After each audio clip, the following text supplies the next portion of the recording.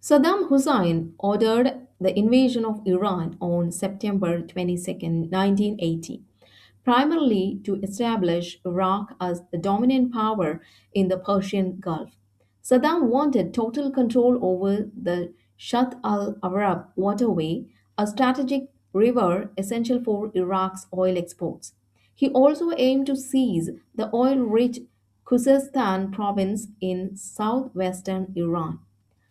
Following the 1979 Iranian Revolution, Saddam feared that Ayatollah Khomeini's revolutionary rhetoric would incite Iraq's Shia majority to rise up against his secular Sunni led Ba'athist government. Saddam believed Iran was in chaos after the revolution. He expected a quick, decisive victory while the Iranian military was weakened by purges of its officer corps and a lack of spare parts for its Western equipment. By defeating Iran, Saddam intended to replace Iran as the primary regional power and the leader of the Arab world. The resulting Iran Iraq War lasted 8 years, becoming one of the deadliest conflicts of the 20th century, and entered in a stalemate with no territorial changes for either side. During the Iran-Iraq War, that spans from 1980 to 1988, the United States officially remained neutral but practically supported Iraq to prevent an Iranian victory, while the war eventually ended due to economic and military exhaustion. The US provided Iraq with critical satellite intelligence on Iranian troop movements and billions of dollars in economic credits. When Iran attacked oil tankers in the Persian Gulf, the US Navy launched Operation Earnest Will to escort Kuwaiti tankers. This led to direct skirmishes between the US and Iran. Paradoxically, it was really revealed that some US officials secretly sold weapons to Iran to fund Contra rebels in Nicaragua, creating a massive political scandal for the Reagan administration. The US removed Iraq from its list of state sponsors of terrorism in 1982 to allow for more direct assistance. The war ended not with a victory but through a UN brokered ceasefire. By 1988, with the economy in ruins and Iraq using chemical weapons, his advisors, notably Akbar Hashmi Rafsanjani, finally persuaded him to accept a ceasefire. He described this decision as more painful than drinking from a poisoned chalice. How Ayatollah Ali Khamenei lost his right hand's ability. Ayatollah Ali Khamenei lost the use of his right arm due to a bombing assassination attempt in 1981.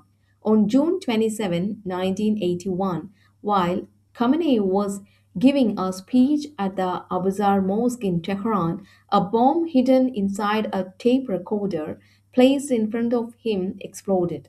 The blast caused severe injuries to his lungs, vocal cords, and right arm.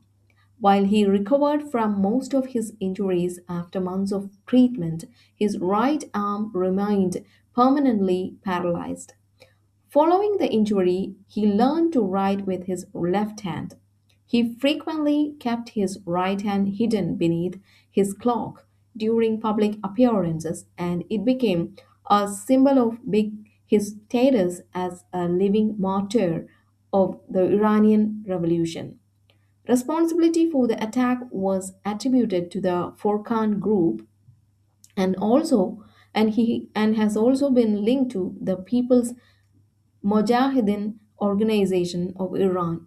Khamenei remained disabled by this injury until his reported death following military strikes in Tehran.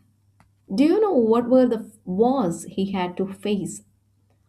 During his 45-year political career, Ali Khamenei faced several major conflicts, ranging from conventional warfare during his presidency to a multi front regional escalation and a direct war that led to his death. The Iran Iraq War, 1980 to 1988. Khamenei was a central figure throughout this 8 year conflict, which began shortly after the revolution. He was elected as president in 1981. He held the presidency for most of the war.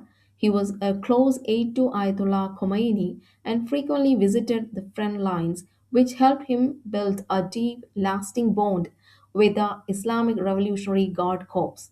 He served as a member of the Supreme Defense Council and was initially a proponent of continuing the war into Iraqi territory after the liberation of Khorram Shah in 1982 to ensure the fall of Saddam Hussein. Second, the axis of resistance and proxy warfare. As supreme leader from 1989 to 2026, Khamenei avoided direct conventional war for decades by developing a network of regional proxies. He oversaw Iran's deep involvement in the Syrian civil war to support Bashar al Assad and the Yemeni civil war through support for the Houthis. He utilized Hezbollah in Lebanon and Hamas in Gaza as primary proxies in a long standing shadow war with Israel. In the final years of his life, the shadow war transitioned into direct military confrontation.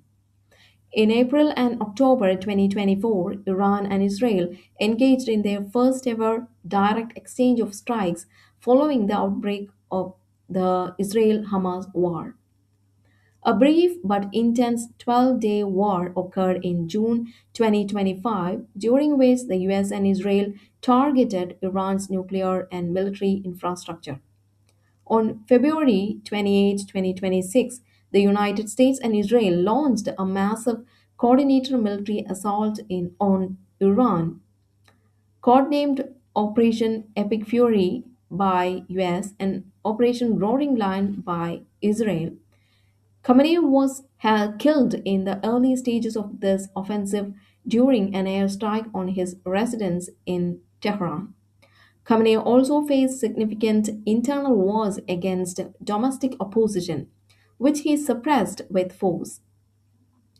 2009 Green Movement. Mass protests against disputed election results. In 2022, Women Life Freedom protests, sparked by the death of Mahsa Amini. 2025 to 2026 protests, widespread anti regime uprisings that occurred in the months leading up to the 2026 war.